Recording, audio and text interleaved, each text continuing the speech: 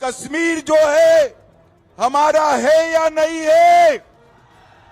अरे जोर से बोलो, है या नहीं है?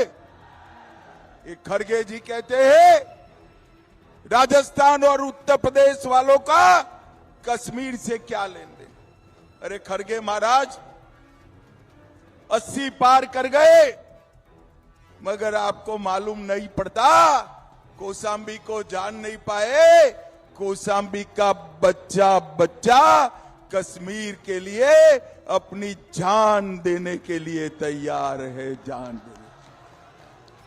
भाइयों बहनों, कश्मीर में अब तक एक कांग्रेस सपा बसपा ने धारा 370 को अपने अनौरत संतान की तरह संभाल कर रखा था।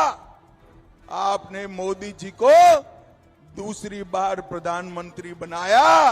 मोदी जी ने धारा 370 को 5 अगस्त 2019 को धारा 370 को समाप्त कर दिया भैया, समाप्त। और एक कश्मीर से हमेशा के लिए आतंकवाद को समाप्त कर कश्मीर को भारत का अभिन्न अंग बनाने का काम नरेंद्र मोदी ने किया। भाइयों बहनों, ये दो शहजादे जो है अखिलेश और राहुल बाबा, वो कहते हैं कि हम आएंगे तो धारा 370 को वापिस लाएंगे। मुझे बताइए कौशांबी वालों, धारा 370 वापिस आनी चाहिए क्या? जोर से बोलो, आनी चाहिए। मोदी जी ने इस देश से आतंकवाद को समाप्त करने का काम किया है, नक्सलवाद को समाप्त करने का काम किया है। और भाइयों बहनों, मोदी जी ने देश को सुरक्षित करने का काम किया है। भाइयों बहनों, मुझे बताओ, ये तो राम की भूमि है। अयोध्या में राम मंदिर बनना चाहिए था या नहीं बनना चाहिए था? अरे जोर से बोलो, बनना चाहिए था या नहीं बनना चाहिए था? 70 साल तक ये कांग्रेस सपा बसपा राम मंदिर को अटका कर रखे, लटका कर रखे, भटका कर रखे। मोदी जी आए, मोदी जी ने 5 ही साल में केस भी जीता, भूमि पूजन भी किया और 22 जनवरी को प्राण प्रतिष्ठा कर जय श्री राम कर दिया।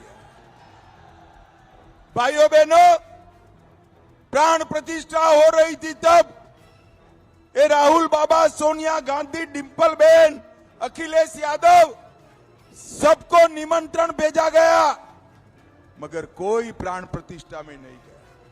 क्यों नहीं गया भाई, मालूम है? बताओ क्यों नहीं गया? चलो मैं बताता हूं। वो लोग अपनी वोट बैंक से डरते हैं, वोट बैंक से। उनकी वोट बैंक कौन है मालूम है ना? पक्का मालूम है ना? पक्का मालूम है ना? मगर हम भाजपा वाले वो वोट बैंक से नहीं डरते हैं। सिर्फ राम मंदिर नहीं, औरंगजेब ने तोड़ा हुआ बाबा विश्वनाथ का दरबार भी मोदी जी ने फिर से बनाने का काम किया। सोमनाथ का मंदिर फिर से सोने का बन रहा है। मोदी जी ने हमारे सारे श्रद्धा केंद्र को फिर से सजाने का काम किया।